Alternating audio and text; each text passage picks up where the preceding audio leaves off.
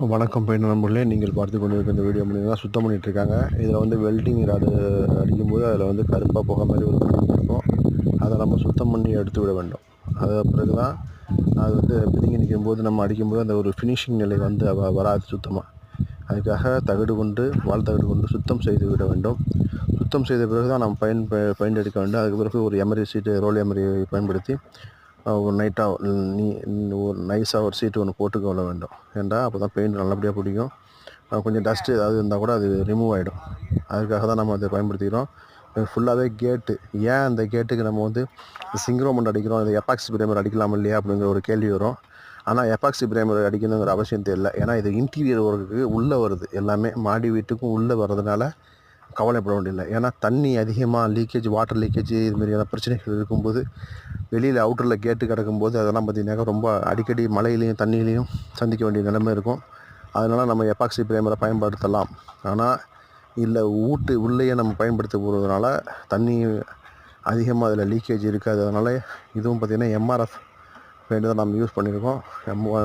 சிங்க்ரோமெண்ட்டை பார்த்திங்கனாக்கா அந்தளவுக்கு லுக்காகவும் இருக்கும், பார்ப்பதற்கும் அந்த அளவுக்கு அழகாக இருக்கும், ஃபினிஷிங்கும் சூப்பராக இருக்கும்.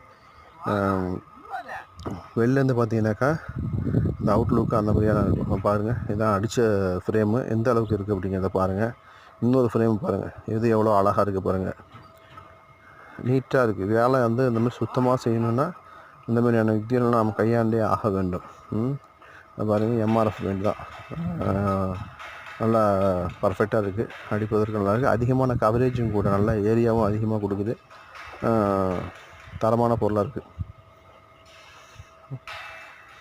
சுத்தம் செஞ்சது தான் அவங்க அடிச்சுட்டு இருக்காங்க, அதுதான் நீங்கள் வீடியோவில் பார்க்குறீங்க. இது வந்து உள்ளே உள்ள ஒர்க்கு தான். உள்ள வீட்டு பில்டிங் உள்ளே வருது, அதனால் எந்த பிரச்சனையும் வராது. தரமாக இருக்குது வேலை.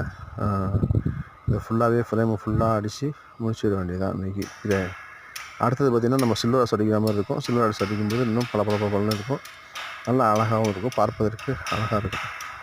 பாருங்கள், லைக் பண்ணுங்கள், ஷேர் பண்ணுங்கள், கமெண்ட் பண்ணுங்கள்.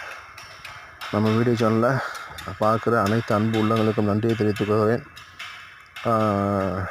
யூடியூப் நிறுவனம் பார்த்திங்கனாக்கா நல்லபடியாக போயிட்டுருக்கு. குறைஞ்சபட்சம் 2000 சப்ஸ்கிரைபர்களை தாண்டி நமது வீடியோ போயிட்டுருக்குன்னா உங்களுடைய